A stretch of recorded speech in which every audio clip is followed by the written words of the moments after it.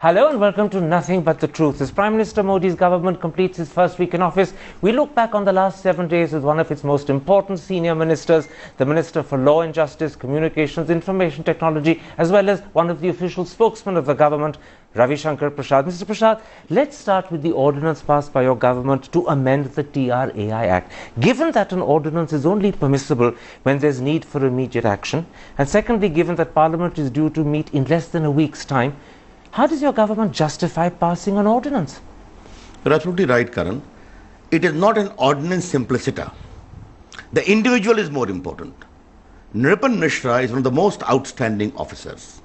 Experience, extraordinary integrity. When Modi selected him, that was a technical glitch found.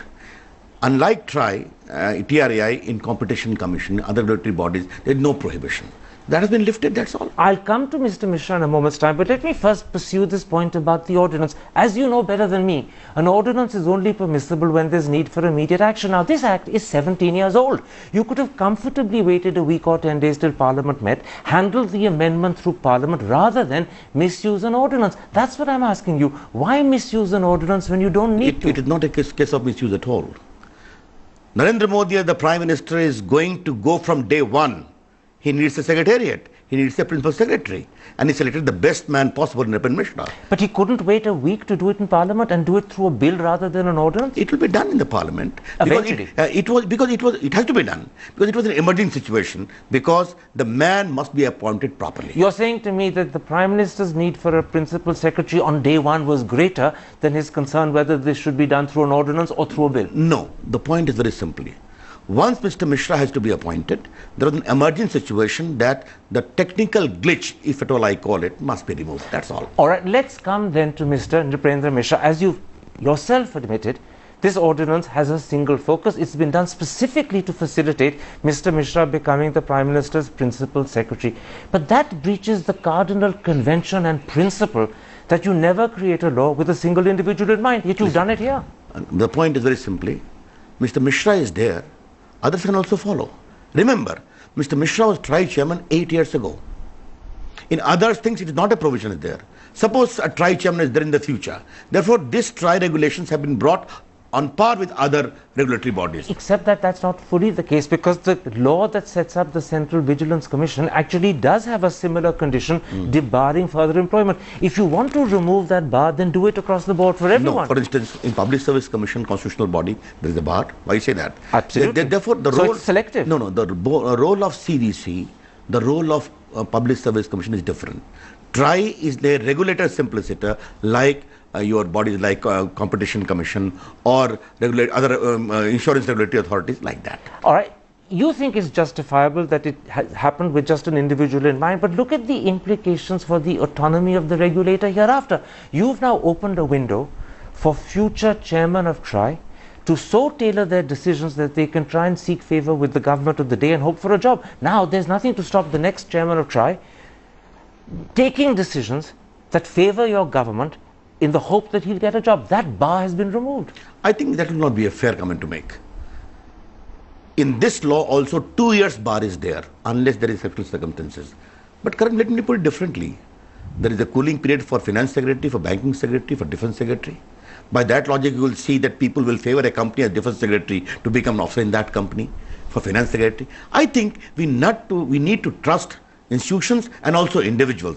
And Nripan Mishra's outstanding integrity and professional competence is beyond doubt.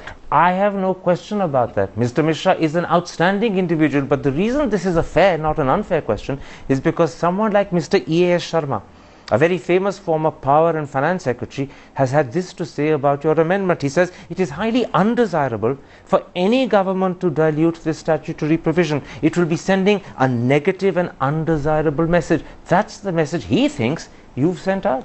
I would tell Mr. Prasanna very respectfully, he must see the conduct of Narendra Modi government in terms of objectivity, transparency and performance and governance record. All right, one last question on this issue. The principal secretary to the Prime Minister is right at the very top of the civil service hierarchy. Usually, he's an official that junior civil servants look up to. But in this instance, because of alleged improprieties in the way he's come to that office, is there now not a danger that many juniors who work under him may lose respect for him? People will respect Mr. Nripan Mishra for his integrity and professional competence. There have been principal secretaries and there have been principal secretaries.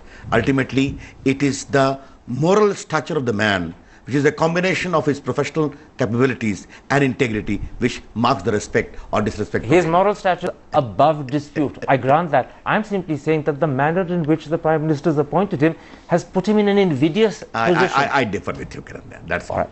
Let's then come to your HRD Minister, Smriti Irani. Unfortunately, her election affidavits contradict each other. In 2004, she claimed she was a Delhi University BA and she gave the year as 1996. But in 2011 and in 2014, she changed that to Bachelor of Commerce Part 1 and gave the year as 1994. And the Congress party says at least one of those two affidavits has to be wrong and maybe is a lie. First of all, Congress people need to pick up a little better things after the resounding defeat, except picking up technical glitches in affidavit. Smriti Irani has very rightly stated, Karan, please judge me on my performance. She's in Rajya Sabha with me. And let me tell you, Karan, her parliamentary skill are better than many PhDs.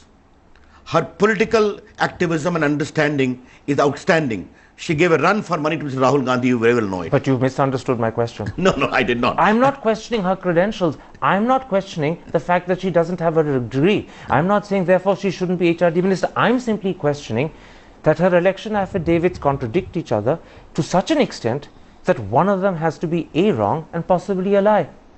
Now, I think she will explain that.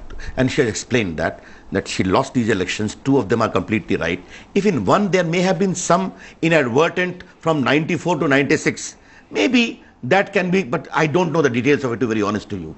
But I will focus Smriti Irani more the leader, the good parliamentarian, and now the good minister. Ravishankar Prasad, your answer proves that you're a very astute lawyer and also you're probably a diplomat. You immediately conceded that there may be something inadvertent in the error that she's made, although you said it's for her to confirm it. You took the right approach because as a clever lawyer, you knew that there's no use of defending the indefensible. It's pointless. But your answer itself underlies a contradiction between yourself and Smriti Irani. Smriti Irani has refused to clarify the matter. She's chosen on this matter to be silent. No, I must tell you, Karan, therefore she is the best person.